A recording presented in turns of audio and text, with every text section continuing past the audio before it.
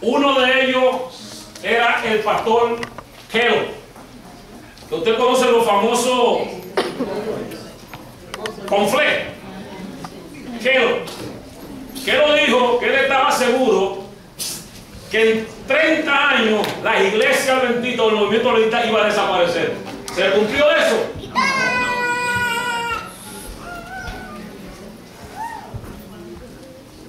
Otra mente eminente, el pastor Tully Henry, también dijo lo mismo. Yo me bajo de esta embarcación porque estoy ciertísimamente seguro que este movimiento se va a hundir. ¿Se ha cumplido eso? No. Ahora, yo le hago una pregunta a ustedes. ¿Por qué eso no se puede cumplir? ¿Por qué no se puede cumplir?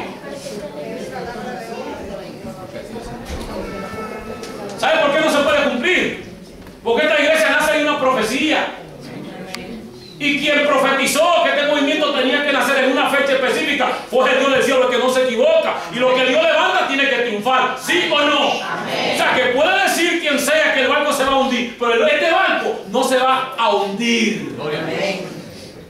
Porque lo levantó Dios y lo sostiene Dios. Amén. Y de ahí salió el libro, la mano de Dios, ¿a qué? Al timón. Si Dios, óigame, si Jesús está en el barco, ¿se puede hundir el barco? No. Jamás. No se va a hundir. Y me da mucho dolor que hombres como estos, inminentes como estos, declararan algo semejante.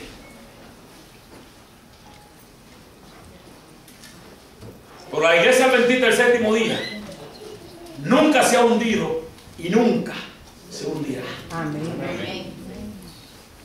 Y de eso quiero hablar en esta mañana.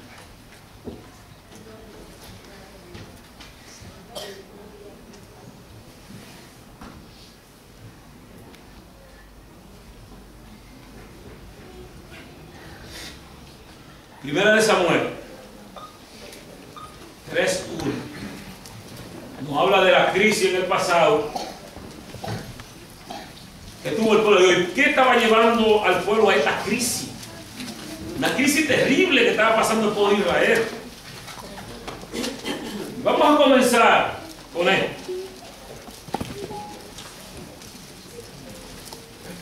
Voy a leer esto y después entonces. Oiga lo que dice aquí. El joven Samuel ministraba a Jehová en presencia de Elí, y la palabra de Jehová escaseaba en aquellos días. No había visión con frecuencia. ¿Usted se imagina qué caos era eso? En el pueblo de Dios escasear la palabra. Nosotros leemos esto y no le damos importancia, pero esto es un detalle muy interesante. Porque no es posible que dentro del pueblo de Dios, donde debe de haber alimentos abundantes, escasee alimento. Pero escaseaba. Y vamos a ver por qué escaseaba la palabra en ese tiempo. Y lo vamos a traer entonces para la actualidad. Dice, en esos tiempos escaseaba la palabra de Dios y no había ¿qué? Visión con frecuencia. Y ustedes ven, desde los jueces hasta Samuel pasaron 400 años sin profeta. ¿Hasta que llegó quién? Ay, Dios mío, es que Dios es maravilloso, ¿eh? El enemigo tratando de arruinar, pero Dios siempre que reconstruye. Amén.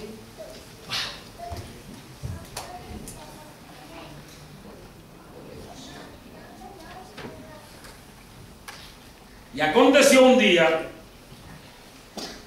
que estando Elí acostado en su aposento, cuando sus ojos estaban por oscurecerse, el sumo sacerdote, de modo que no podía ver, Samuel estaba durmiendo en el templo de Jehová, donde estaba ¿qué? El arca, en un lugar muy especial. O sea que Samuel estaba durmiendo en el lugar ¿qué? Santísimo. Ahí escogiendo detalles.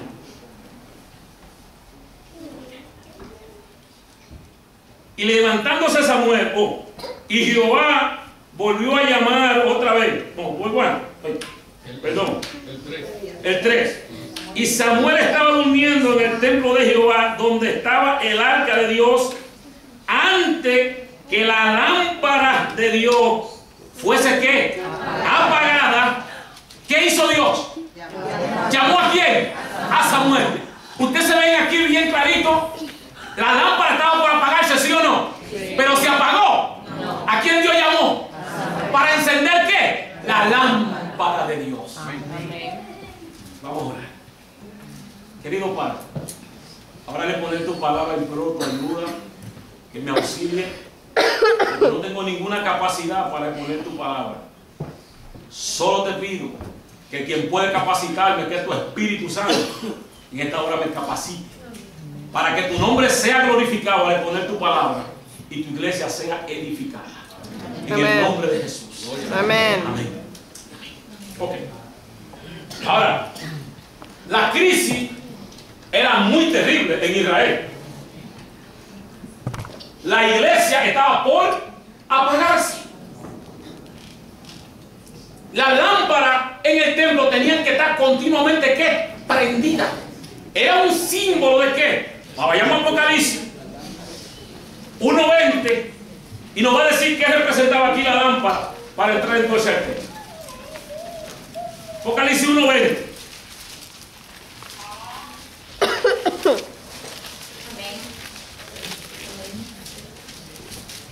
Por eso es que lo que Quero dijo y Dudley Carey dijo en el 1855-56 no se puede cumplir. Miren qué dice aquí. El misterio. ¿Alguien que me lo lea? Por favor. El misterio de las 7 estrellas que has visto en mi diestra y los 7 candeleros de oro. Las 7 estrellas son los ángeles. Y los 7 candeleros que has visto son las 7 iglesias. O sea, ¿qué representa entonces la lámpara?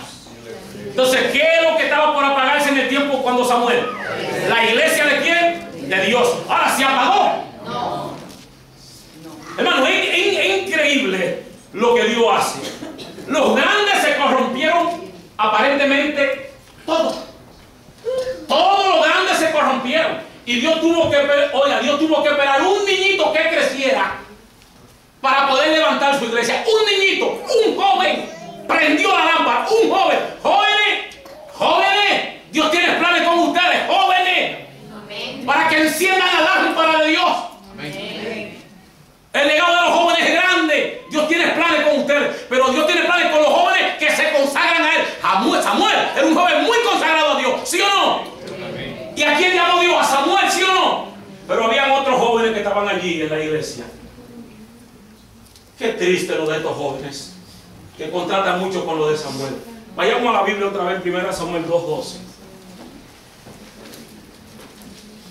Ya entendimos que la lámpara significa la iglesia de quién. Dicho de paso, ¿cuántas lámparas son? ¿Cuántas quedan? Entonces, eso nos dice que estamos en la última fase de la historia de este mundo, ¿sí o no? O sea, Dios no tiene 8 lámparas, sino ¿cuántas lámparas? 7. Miren qué dice 1 Samuel 2:12. Tristeza. Muy triste esta historia. De todos jóvenes. 2:12. Miren qué dice. Los hijos de Elí.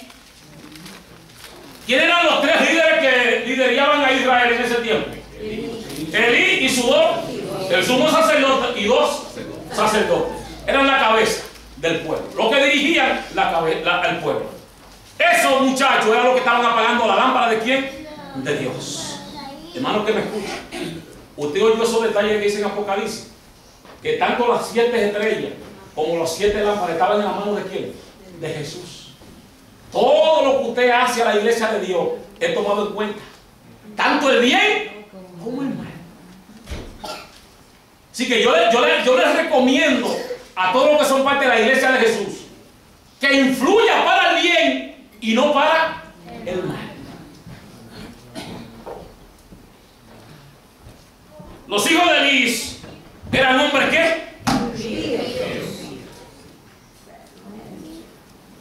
¿Usted entendió esto? 2 líderes, los 2 líderes de la iglesia, 2 líderes y no cualquier líder, sacerdotes, eran hombres ¿qué? Impíos. ¿Cómo la lámpara de Dios no se va a apagar cuando el que lo dirige es impío?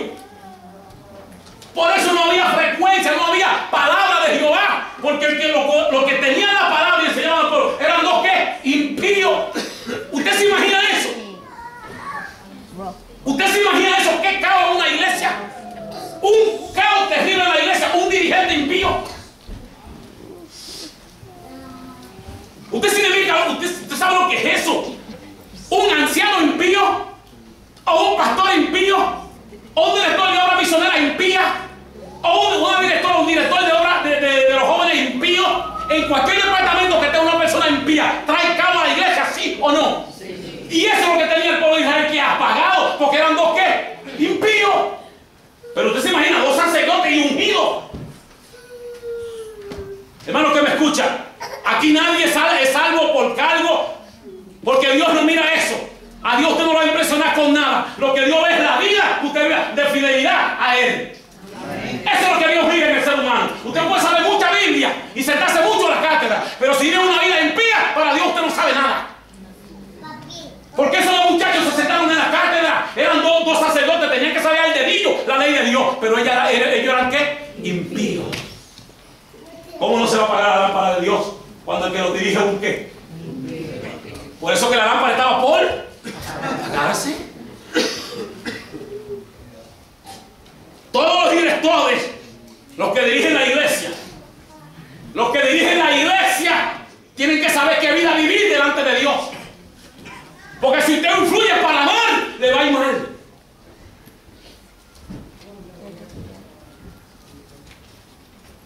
Y hoy en día parece que la iglesia se está por apagar. Si nosotros vemos el cuadro nuestro, se está repitiendo la historia del pasado. Y a nadie le alarma esto.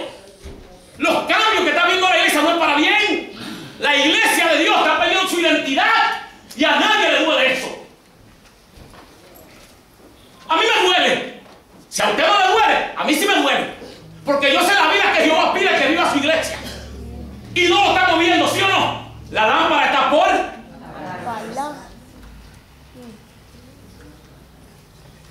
nos han quitado tanto la identidad. Porque eso solamente son tretas del enemigo para desestabilizar a este pueblo, para llevar a este pueblo al fracaso, pero no va a poder, porque Dios siempre tiene su vara debajo de la mano. Gloria a Dios. Ahí Dios tenía a Samuelito. Amén. Criando a Samuel para que encendiera ¿qué? La lámpara de Dios. Hermanos que me escucha, la iglesia bendita del séptimo día nunca ha fracasado y nunca fracasará. Amén. Así que eso entre sobre la cabecita. Influya para bien en esta iglesia, que esta iglesia es una iglesia que va a triunfar en contra de quien sea. Va a triunfar la iglesia de Dios. Amén. Eso es seguro. Pero qué penoso que los que nos estén guiando son ¿qué? Impíos.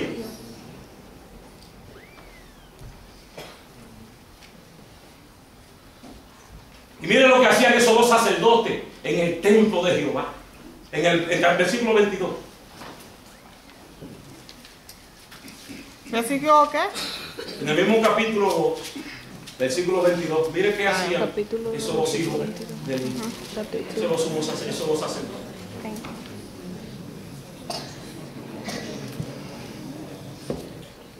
Versículo 22, mire qué dice.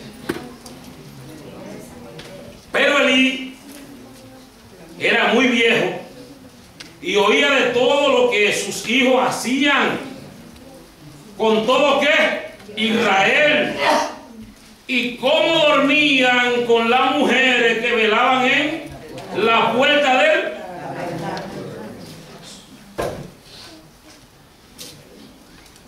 Hay mucha fornicación dentro de la iglesia, muchos de ustedes. Y el Dios de amor le está llamando a que nosotros reflexionemos antes que Él haga su extraña obra. Porque esto no se queda así. Todo ese mal que Dios le estaba diciendo a Israel, ¿lo pagaron sí o no? Sí. ¿Murieron en la batalla ellos sí o no? Sí. Al tiempo Dios siempre hace lo que tiene que hacer. Porque Dios es un Dios que da espacio para que el hombre recapacite o la mujer recapacite y deje su vida ¿qué? Impía. Pero si en el momento que Dios va a actuar usted sigue viviendo su vida impía, entonces ya no habrá ¿qué? Remedio.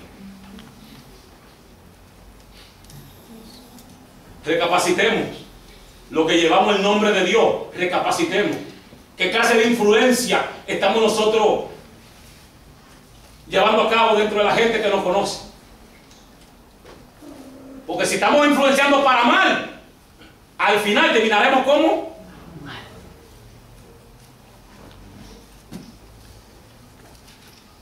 ¿Cómo no va a vestirse en Israel? Si los tres que lideraban Israel estaban viviendo vida, ¿qué? Vida. Y Dios le hago una pregunta a ustedes, ¿y ustedes creen que eso ahora no se ve? En el Israel moderno no hay eso. No hay líderes impíos, no hay creyentes impíos en Israel, ¿o no hay? Dígame si no hay. Porque si no hay, entonces yo cierro la Biblia y me voy.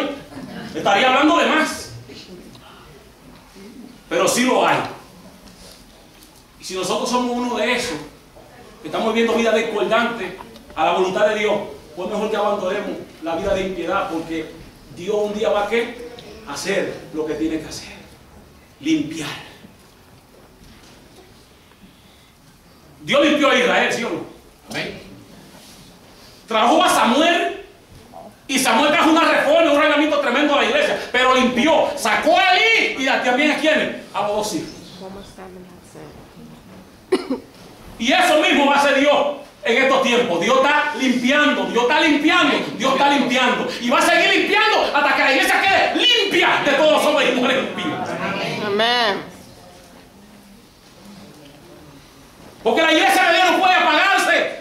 Y los que lo apagan son los que viven vida discordante a la voluntad de Dios. Yo quiero que usted entienda una cosa. Que una sola persona que viva una vida impía en la iglesia afecta a la iglesia. Una sola persona. Acán cometió un pecado. ¿Y quién pagó? El pueblo entero. Dios mío, que nosotros no hemos entendido la responsabilidad de ser cristianos.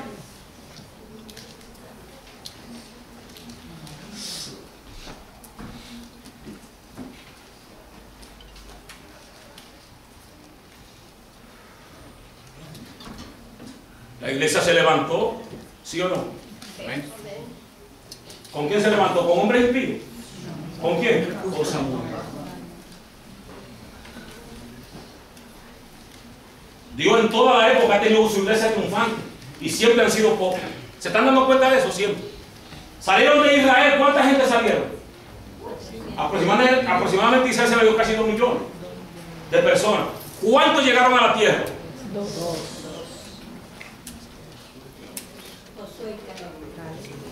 Josué.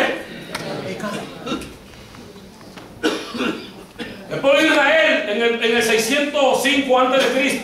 fue llevado cautivo. Entonces el cautivo fue Daniel. Aproximadamente dicen los historiadores que se llevaron algunos 50.000 en ese primer viaje. 605 a.C.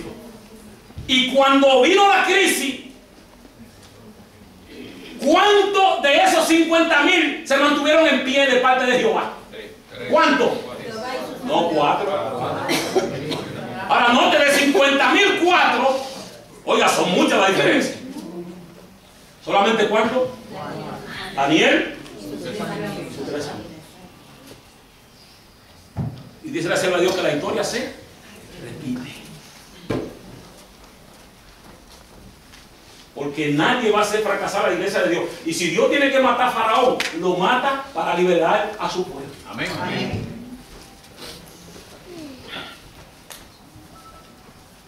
En la iglesia primitiva, cuyo fundador fue Jesús, había alguien que estaba ensuciando la iglesia. Había alguien que estaba atrasando la obra. ¿Quién era ese? Judas. Nótese algo. La iglesia no fue bendecida con el Espíritu Santo hasta que Judas no fue eliminado. ¿Sí o no? ¿Cuándo recibió la iglesia el Espíritu Santo? ¿Antes o después de Judas? Después que Judas murió, ¿sí o no? ¿Estaba haciendo daño a la iglesia Judas? ¿Sí o no? Eso mismo va a ser Dios en esta época. Los que estén haciendo daño a la obra de Dios nunca recibirán el Espíritu de Dios. Y si Dios tiene que eliminarme a mí para que su obra crezca, lo vas a hacer. Si yo soy un estorbo en la iglesia de Dios y soy uno de los que está apagando la lámpara de Dios, entonces Dios me tiene que eliminar con dolor de su alma, pero tiene que hacerlo, porque su iglesia no puede fracasar. Amén. Y eso es lo que está buscando el enemigo, que la iglesia bendita el séptimo día se devorone. Porque la única lámpara que queda todavía es ¿qué? Y si él logra pagar esta iglesia, ¿fracasó el plan de Dios? ¿Usted sabe lo que significa ser un adventista del séptimo día?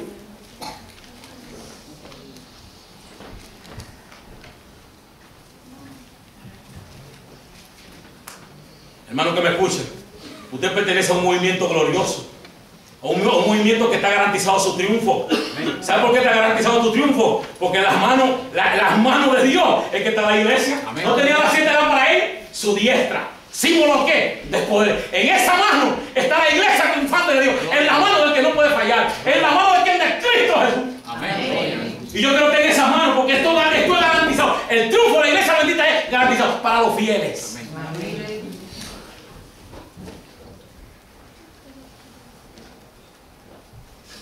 Y la lámpara de Dios está por apagarse en este tiempo, porque hay mucha mundanalidad en toda la iglesia que están apagando la iglesia de Dios. ¿Que a nadie le duele? Nadie le duele, porque la gente se siente mal y somos capaces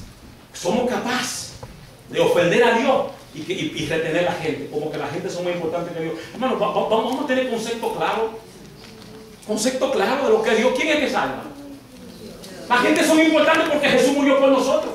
Y el deseo de Dios es salvarnos, ¿sí o no? Pero a expensas de violar los principios, no podemos retener gente en la iglesia. El que no se quiera someter a la norma divina, tiene dos opciones. O se arrepiente o se va. Una de las dos cosas. Por eso es que esos hombres como Samuel hacen falta en la iglesia hoy en día. Como Moisés, hacen falta en la iglesia. Que se pongan de parte del bien, aunque los apedreen. Que denuncien los males, aunque los apedreen. Y que no cuiden tanto la comodidad. Dios mío, vamos a despertar antes que sea demasiado tarde.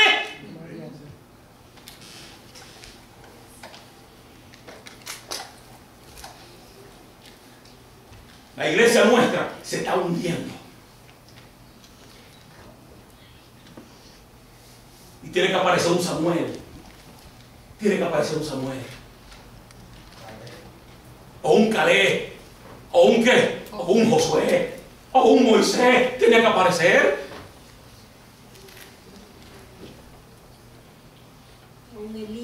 O un Elías. Tiene que aparecer.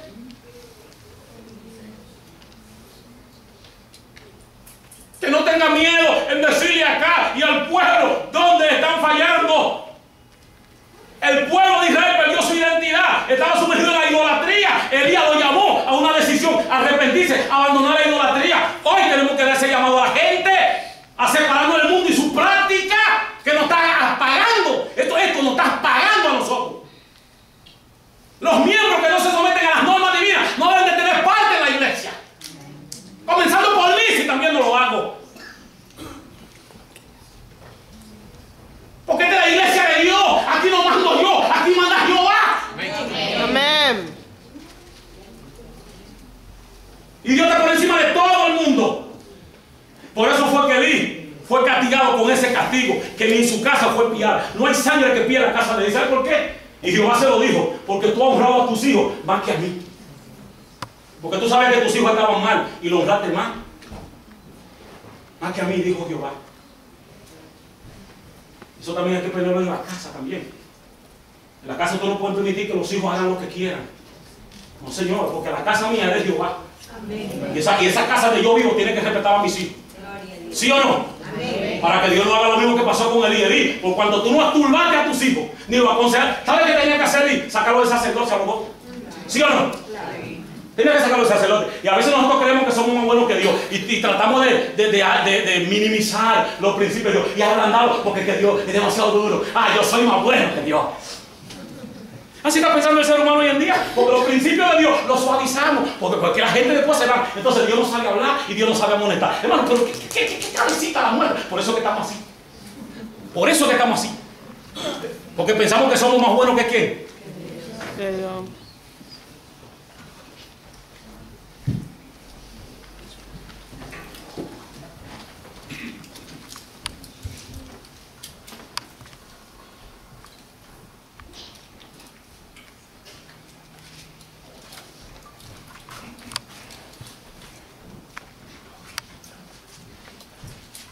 Le pregunto nuevamente, ¿Fracasará la iglesia el 27º día? No. Miren por Mateo.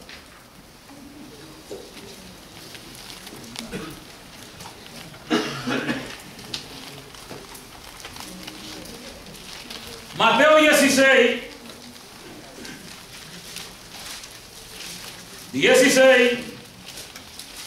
18. Allí hay un juramento de Jesús. Ay, Jehová de los ejércitos, ayúdanos, ampáranos, Señor. Ilumínanos, Dios.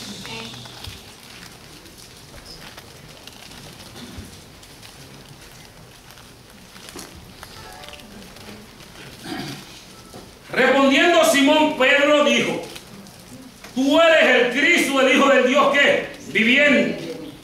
Entonces le respondió Jesús: bienaventurado eres Simón, hijo de Jonás, porque no te lo ha revelado ¿qué? Ni carne ni sangre, sino mi Padre que está ¿qué? En los cielos. Y yo también te digo que tú eres Pedro, canto rodado, Petra, y sobre esta roca edificaré ¿qué? Mi iglesia, y las puertas del Hades, del infierno, no prevalecerán en contra de ella. Ahora yo le hago una pregunta: ¿de quién está hablando aquí? ¿De Pedro? ¿Pedro es la roca? No. ¿Quién es la roca? Cristo Jesús. O sea, por eso que la iglesia de Dios que guarda los 10 mandamientos de Dios, no puede fracasar, porque está fundada sobre la roca de los siglos. ¿Quién es? Cristo Jesús. La iglesia del 27º día está fundada sobre ¿qué? La roca de los siglos. O sea que no puede ¿qué? Fracasar. Y muchos han pensado que la iglesia va a fracasar. Hay mucha idolatría, hay mucha mundanalidad, hay mucha apostasía. Y le hago una pregunta a ustedes: ¿la iglesia está en apostasía? ¿O hay hombres y mujeres que están en apostasía? Los hombres están en apostasía, mujeres están en apostasía, jóvenes y ancianos y niños están en apostasía, pero no todos estamos en apostasía.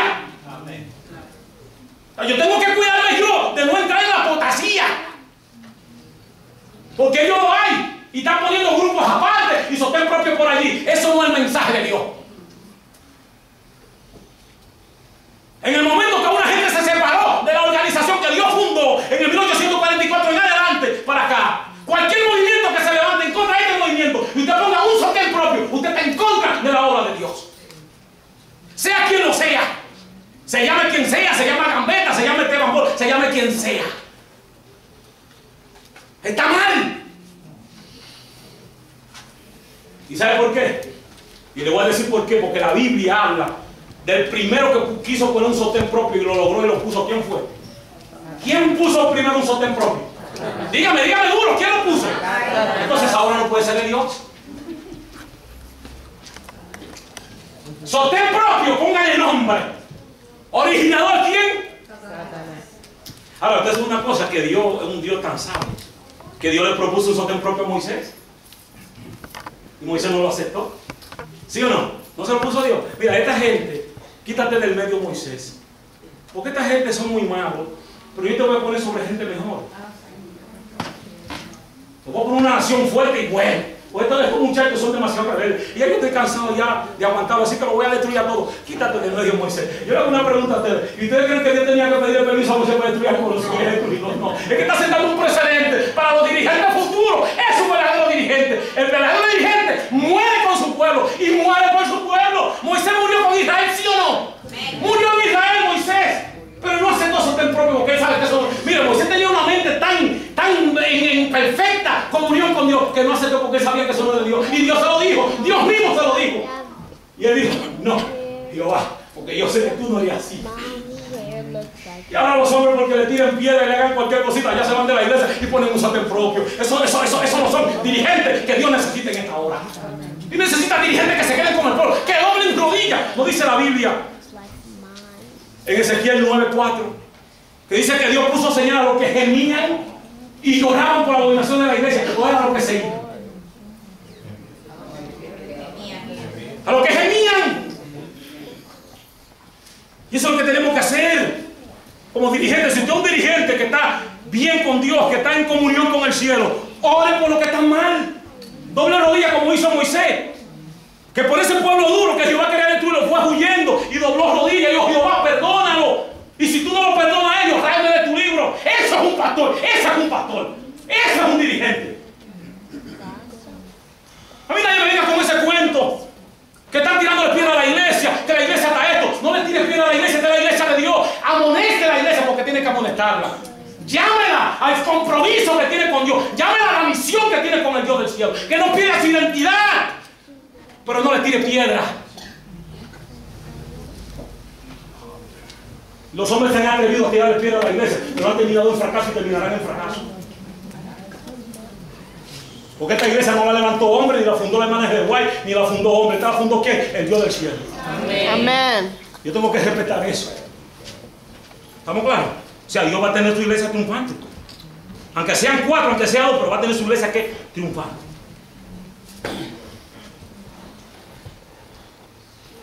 Y vamos a ver quién va a pertenecer. Porque ¿sabe una cosa? Que hay 2 iglesias. ¿Ustedes sabían que hay 2 iglesias? Hay una militante y una ¿qué? La militante es lo que militamos todos, que somos casi 25 millones, pero no todos seremos parte de la. Eso es lo que a mí me interesa. Porque la característica de la iglesia triunfante dice: son santos, son sin mancha y son sin arruga. Los que han de ser parte de la iglesia triunfante son gente que la iglesia militante vive una vida ¿qué? Santa y sin mancha y sin.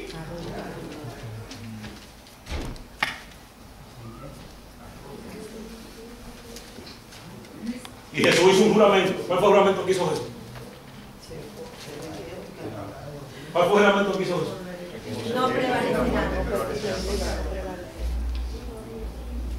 El enemigo puede levantarse en contra de esta iglesia y sus secuaces, porque está preparando una mega coalición para arremeter contra la iglesia de Dios.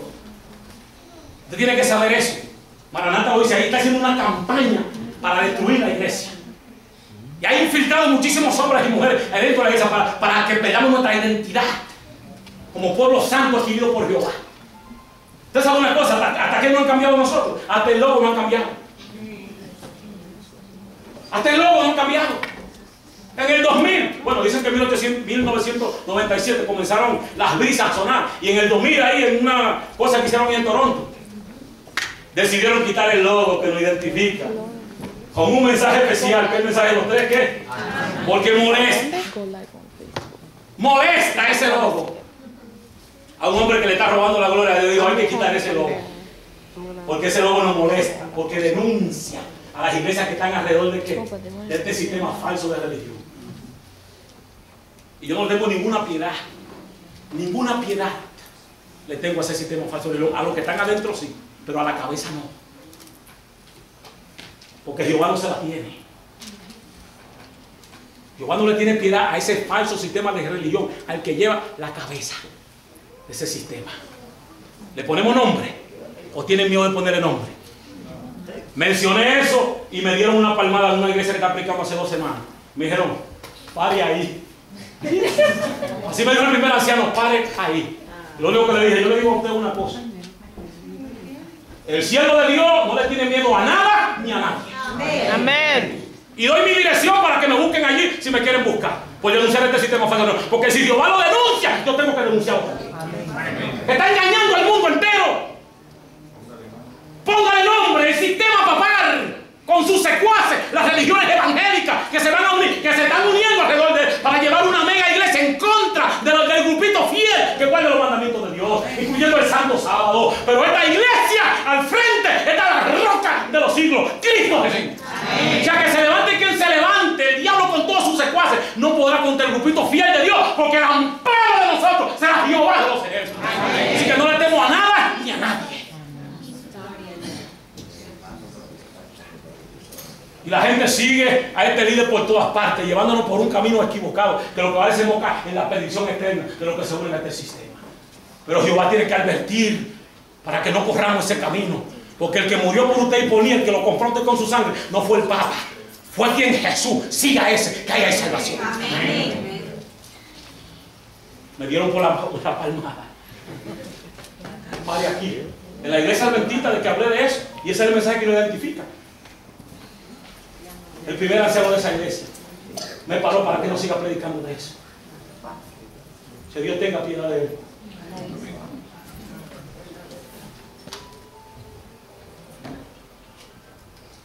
Ahora entro a mi tema. Apocalipsis 12:17.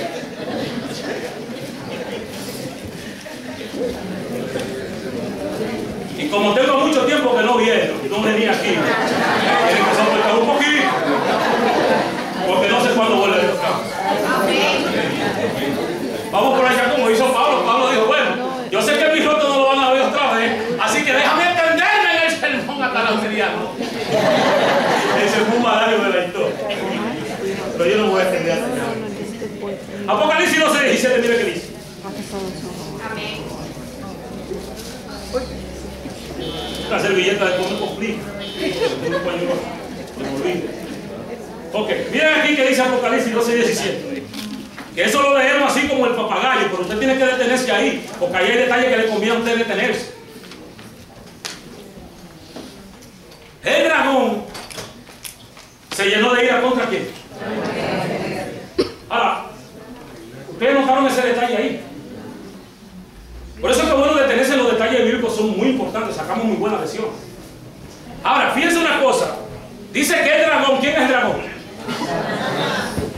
¿Se ha ira contra quién? Pero no dice contra las. ¿En una forma qué? Contra la. O sea que él mismo se delata y dice que Dios tiene una iglesia en esta tierra. Él mismo se delata. Porque no se ira contra las, sino contra la. ¿Y qué características tiene esa iglesia que él le molesta y que odia a esa iglesia? Que descarga toda su furia contra ella. Guardan los mandamientos de quién? De Dios. ¿Y qué más? ¿Retienen el testimonio de quién? ¿Y qué va el testimonio de Jesús? ¿El espíritu de qué? De la profecía. Odia a esta iglesia porque sabe que esta es una iglesia que va a ¿qué? A triunfar. Odia a esta iglesia porque esta iglesia sigue al Cordero por donde quiera que va. Odia a esta iglesia porque se somete a la voluntad de Dios y no la del Papa. Odia a esta iglesia porque le hace frente a él, a sus mentiras y a sus engaños. Que está diseminando por ahí por los púlpitos que la ley de Dios fue abolida cuando Cristo murió en la cruz. Pero la iglesia de Dios retiene el testimonio de Jesús que dijeron los apóstoles y los profetas, que los mandamientos de Dios son ¿qué? Eternos. Y la iglesia de Dios mantiene ¿qué? Ese principio. Amén. Amén. Hermano que me escucha, como adventista del séptimo día, recobra otra vez. No deje que la lámpara se apague. No deje que tu vida se apague. Tú tienes una iglesia triunfante que está garantizado el triunfo para esta iglesia.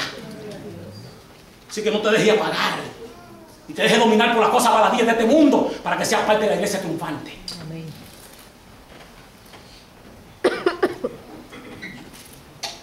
Guárdalos. Y tienen, en otra dice, y tienen la fe de quién.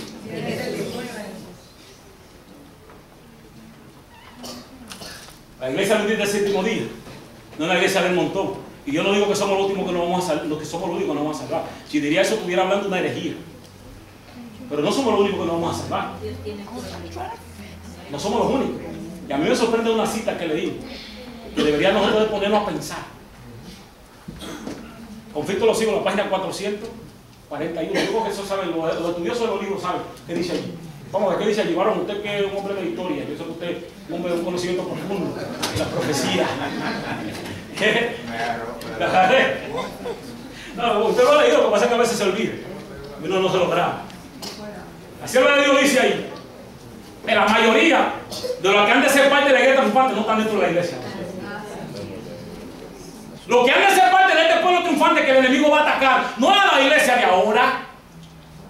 Esto está reservado para los fieles que se mantengan fieles de parte de Dios, aunque se deformen los cielos y la tierra. Que cuando este sistema haga así y cierre todo, que tome el control político, religioso y económico, que dé órdenes, como dice Apocalipsis 13, 16 al 17, que dice: aquí el que no está de parte mía ni puede comprar ni puede vender. Se cerró el asunto. Así que miren lo que les voy a decir una cosa. Nosotros somos a veces tan duritos para aflojar dinero y se lo estamos montonando allá al sistema papá. Se van a quedar con todo. Y usted a veces ve a un hermano en necesidad y es capaz de no sacar aunque sea $50 para darle a ese hermano. Y amontonando dinero. ¿Para quién lo está amontonando? Para este sistema falso de religión que va a cerrar todo. Y usted no va a poder sacar un chévere del banco si no está en armonía con el sistema. Ahora es tiempo de nosotros recobrarnos, de recuperarnos ahora, que hay todavía que tiempo.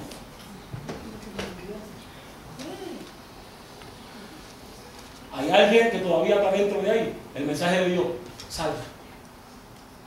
Salga de ahí, porque Dios muy pronto va a bajar su mano sobre este sistema falso de qué.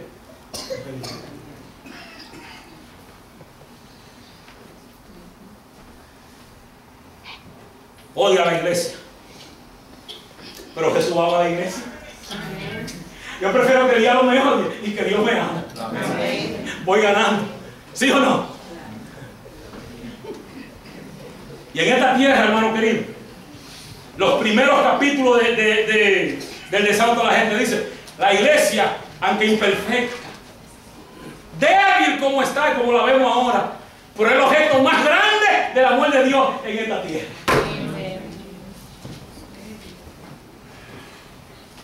¿Qué hace Dios al débil? ¿Lo empuja o lo fortalece?